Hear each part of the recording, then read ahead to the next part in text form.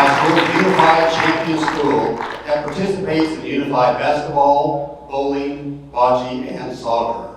Their inclusive classes focus on teaching leadership skills to students with and without disabilities, providing opportunities for authentic friendships, and planning activities that educate the school and staff about disabilities.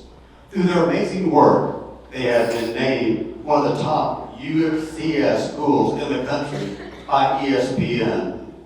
Now I'd like to welcome Amy to the stage to share how Special Olympics Kansas Unified Champion Schools have changed the school culture at Olathe East.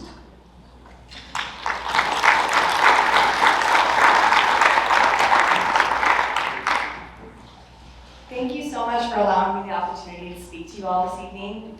Like Pat said, this is definitely outside of my comfort zone. I'm used to talking to a bunch of teenagers, and so a room full of adults is a little intimidating for me. But I wanted to make sure I got to take this opportunity to share about the amazing things that are happening at my school. As I mentioned, I've been a special education teacher at Olathe East High School for the past 15 years. Over the course of my tenure at OE, I've had the honor and privilege of watching the way unified sports and Special Olympics can contribute to changing the culture of an entire school building and making a lasting impact on so many lives. In August of 2017, I was approached by our building administrator about an exciting new initiative they wanted me to learn more about. Although I was a little hesitant to add one more thing to my ever-growing plate of activities, I was excited to pilot this new program for the district. Not knowing what to expect, I asked some of my peer mentor students if they were interested in playing basketball on the same team as their friends from interpersonal skills class. I had a handful of peers and athletes willing to take on this challenge with me, and what we discovered was so much better than I could have ever hoped for. Our peer mentor students had always been kind to my students with disabilities in the classroom, but these friendships seemed destined to stay within the walls of the school building. Once we created the opportunity for students to play on the same team, we saw an almost instant elevation in the quality of friendship students were creating. Something about running up and down a basketball court as equals built the start of an inclusive movement. I watched as teammates sang together on the bus on the way to and from competitions and scheduled team dinners after every game. Teammates made plans to attend school dances together, one even going so far as building a ramp in her garage so her friend in a wheelchair could get into her house so they could get ready for the dance together. Other teammates developed creative solutions to adapt a wheelchair for their friend so they could participate in a unified soccer game. All of a sudden, it was about so much more than basketball or soccer. It was about creating opportunities for all students to feel included in all the social parts of being a teenager. It was about seeing the world in a different way. A way where everyone, no matter their ability, gets the chance to be a part of a school team.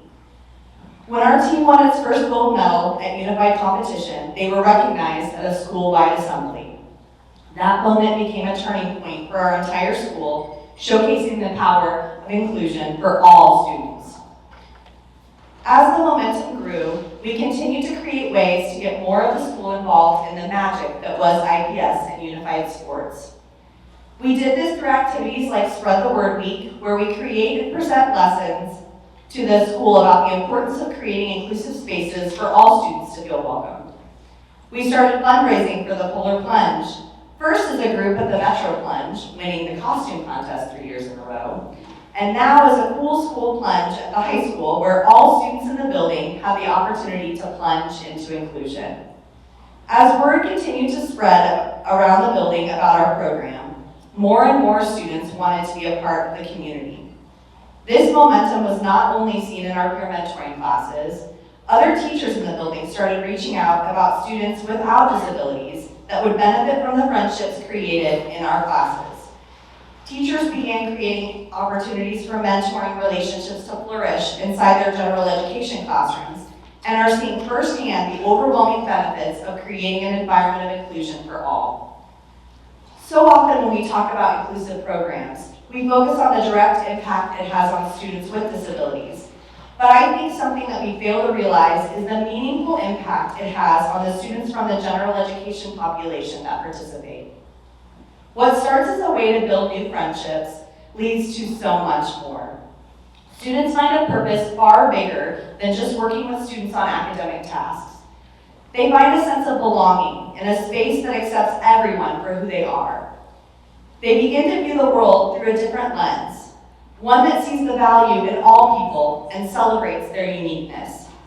To quote one of my graduating seniors from last year, inclusion is not just a concept, it's a mindset, a practice, and a responsibility.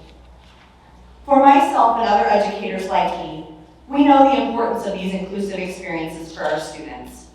Opportunities like this will not exist without the support of people like you and organizations like Special Olympics. Thank you so much for continuing to support these programs so my students and countless others can continue to challenge stereotypes, break down barriers, and create a more inclusive world where all people are valued for their diversity. Thank you so much.